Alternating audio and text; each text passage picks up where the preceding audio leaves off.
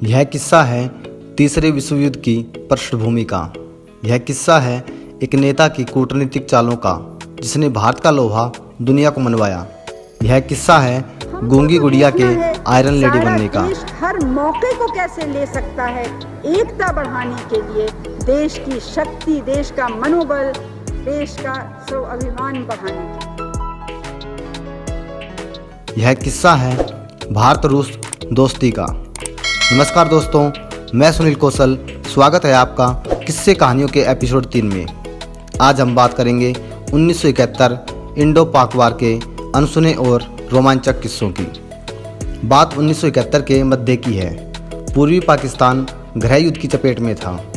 पाकिस्तानी फौज का अत्याचार बढ़ता जा रहा था। उस समय की तत्कालीन प्रधानमंत्री श्रीमती इंदिरा गांधी ने पूर्वी पाकिस्तान को आज़ाद देश बनाने का सपना देख चुकी थी। युद्ध में उतरने से पहले उन्हें पता था कि अमेरिका हमेशा पाकिस्तान के पक्ष में रहा है। इसलिए उन्होंने कूटनीति से काम लेते हुए अमेरिका के ध्रुव विरोधी रूस के साथ जाकर मैत्री संधि कर ली। उसके बाद उन्होंने अमेरिका और यूरोप का दौरा किया, यह बताने के लिए कि हम पूर्वी पाकिस्तान को आज़ाद देश बना रहे हैं। तत्कालीन अमेरिकी राष्ट्रपति रिचर्ड निक्सन इंदिरा जी के रूस जाने से इतने नाराज़ हो गए कि उन्होंने इंदिरा जी को मीटिंग में 40 मिनट तक इंतजार करवा दिया। और इस यात्रा के दौरान निक्सन ने भारतीय महिलाओं के बारे में अपशब्द भी कहे। इतना सब होने के बाद इंदिरा जी भी कहाँ पीछे रहने वाली थी। उन्होंने अगले दिन की मीटिंग के लिए अमेरिकी प्रेसिडेंट को 40 मिनट का इंतजार करवा दिया और सख्ती भरे लहजे में अपना डिसीजन यूएस प्रेसिडेंट को बताकर भारत लौट आई। 3 दिसंबर 1971 को पाकिस्तान ने ऑपरेशन चंगेज खा लॉन्च कर दिया और भारत के 11 एयरफील्ड पर अटैक कर दिया। पाकिस्तानी एयरक्राफ्ट आगरा तक अपने हमले कर रहे थे। भारत ने भी जवाबी हमला शुरू कर दिया और इंडियन एयरफोर्स और नेवी ने पाकिस्तान को बैकफुट पर खड़ा कर दिया। इंडियन नेवी ने सीधे जाकर कराची पोर्ट पर 2 बड़े हमले किए और उसे बर्बाद कर दिया। इसी बीच यूएस प्रेसिडेंट रिचर्ड निक्सन और उनके सलाहकार हेनरी किसिंजर की बातचीत होती है, जो बाद के वर्षों में मीडिया में लीक हो जाती है। उसके कुछ अंश इस प्रकार हैं। रिचर्ड निक्सन: तो पश्चिमी पाकिस्तान वहाँ उस एरिया में कुछ ट्रबल कर रहा है। हेनरी किसिंजर: अगर वो अपना आधा देश बिना लड़े गंवा देते हैं तो वे बर्बाद हो जाएंगे। वो वैसे भी बर्बाद होंगे, लेकिन छोड़ेंगे नहीं, वो लड़ेंगे। निक्सन: पाकिस्तान के बारे में सोचो तो दिल बैठ जाता है। हमने तो उस बीच को चेतावनी भी दी थी।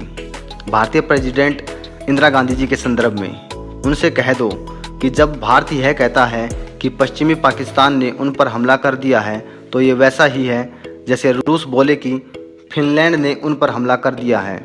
अमेरिका शुरू से ही पाकिस्तान को अत्याधुनिक हथियार देता रहा है, जैसे हाल ही में F-16 फाइटर जेट दिया था। उसी प्रकार तब की सबसे शक्तिशाली पनडुब्बी PNS गाजी दे रखी थी। PNS गाजी को भारतीय एयरक्राफ्ट कैरियर INS विक्रांत को नष्ट करने के लिए भेजा गया, लेकिन जो हाल भारत ने अभी कुछ दिन पहले F-16 का किया, वही हाल उस पनडुब्बी का हुआ। PNS गाजी को विशाखापट्टनम के पास डुबो दिया गया। अमेरिका इस कार्रवाई से तिलमिला जाता है और भारत के खिलाफ सभी देशों को साथ आने का आह्वान करता है। USA अपनी 7th फ्लीट, जो जापान के नज़दीक तैनात थी, को इंडिया पर हमले के लिए भेजता है। जॉर्डन के 4 प्लेन पाकिस्तान पहुंच चुके थे। USA ने सऊदी अरब और चाइना को भी साथ आने के लिए कहा। टर्की अपने 5 फाइटर जेट देने के तैयार हो गया। फ्रांस भी पाकिस्तान को अपने फाइटर प्लेन देने के लिए तैयार हो गया था। लगभग सभी मुस्लिम कंट्री भी पाकिस्तान की तरफ से लड़ने को तैयार हो गए थे। स्थिति ऐसी हो गई थी कि एक तरफ भारत है और दूसरी तरफ सारी दुनिया। लेकिन अभी इंदिरा जी की चाल बाकी थी। 10 दिसंबर 1971 को भारतीय खुफिया एजेंसी मैसेज इंटरसेप्ट करती है कि US की 7th फ्लीट वार जोन में घुस रही है। दुनिया का सबसे शक्तिशाली aircraft carrier USS enterprises 70 aircraft और परमाणु ऊर्जा लेकर भारतीय समुद्र तट की तरफ बढ़ रहा था। उसे चुनौती देने के लिए खड़ा था INS विक्रांत। इसी बीच पता चलता है कि इंग्लैंड का एयरक्राफ्ट कैरियर ईगल भी भारत की तरफ बढ़ रहा है। अब समय आ गया था दुनिया को भारत की ताकत दिखाने का। इंदिरा जी रूसी राष्ट्रपति लियोनिड ब्रेजनेव को फ़ोन करती है और मैत्री संधि की याद दिलाती है और फिर एंट्री होती है रूस की। 13 दिसंबर 1971 को रूस के 10वें बैटल के कमांडर व्लादिमीर कुगलमोकोव अपने बेड़े को लेकर प्रशांत महासागर की तरफ बढ़ते हैं। रूसी बेड़े में परमाणु हथियारों से लैस हाई स्पीड पनडुब्बी थी।